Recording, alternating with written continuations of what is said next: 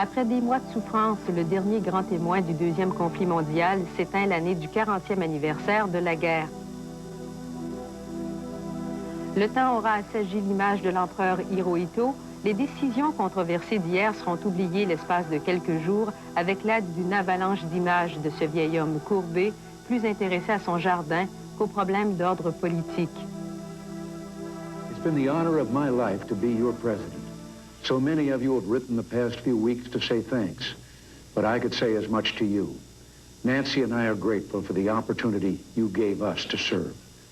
Thank you.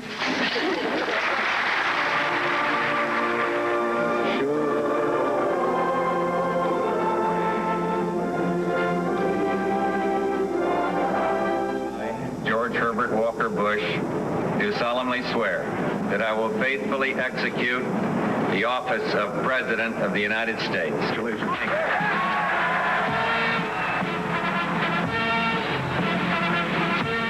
Il était lui aussi le dernier témoin, mais surtout le dernier participant d'une époque unique de l'art moderne. Salvatore Dali aura vécu ces dernières années dans un univers artificiel, manipulé par un entourage à l'allure surréaliste, loin des plaisirs de la création. Qu'importe, sa vie elle-même passera à la postérité comme étant son œuvre la plus originale. À Stockton, en Californie, un jeune itinérant de 24 ans retourne sur les lieux de son ancienne école maternelle et primaire. Il ouvre le feu sur une foule d'enfants en pleine récréation. 5 bambins sont tués avant que l'assassin ne retourne son arme contre lui-même. On se dira chanceux alors que de telles catastrophes ne surviennent pas chez nous.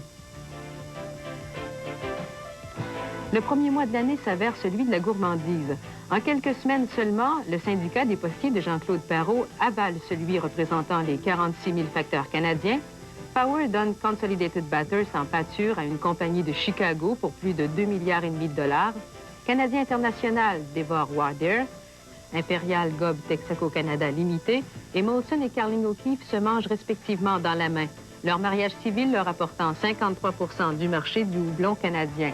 Les mises à pied se comptent par milliers, mais ainsi va la vie des années 80, la décennie des profits d'abord. Le théâtre de la rue Saint-Denis levait son rideau vert pour célébrer son 40e anniversaire, alors que le rideau se fermait sur l'aventure des magasins Simpsons au Québec. Et pour la première fois, un Canadien, Kevin Spraggett, attirait sur lui l'attention des rois et des reines, des fous et des cavaliers, en sortant de sa tour pour se placer de belle façon sur l'échiquier international.